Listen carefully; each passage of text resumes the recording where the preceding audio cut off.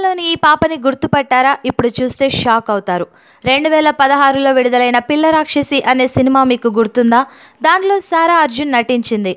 అవును, నాన్న సినిమాలో చిన్న పాపగా నటించిన సారా అర్జున్ చిన్నప్పుడు ఎంత ముద్దుగా అందంగా తన చిలక పలుకులతో అందరినీ మంత్రముగ్ధులను చేసింది.